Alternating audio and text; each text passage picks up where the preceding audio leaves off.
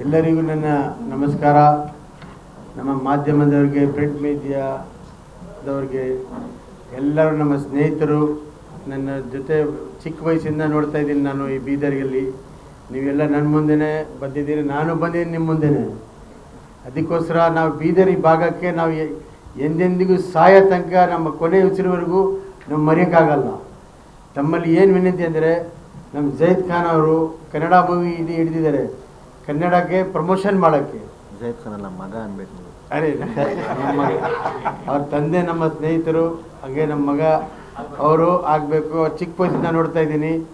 ಒಂದು ಆಸೆ ಇತ್ತು ಅವ್ರಿಗೆ, ಒಂದು ಒಳ್ಳೆ ಮೂವಿ ಮಾಡಿ ಜನಗಳಿಗೆ ಒಂದು ಒಳ್ಳೆ ಸಂದೇಶ ಕೊಡಬೇಕು ಅಂತ. ಈಗ ಅವ್ರ ಆಸೆ ಅದು ಪೂರೈಸ್ತಾ ಇದ್ದಾರೆ. ಭಗವಂತ ದೇವರ ಇಚ್ಛೆ ಅಂದರೆ ಏನು ಮಾಡೋಕ್ಕಾಗಲ್ಲ.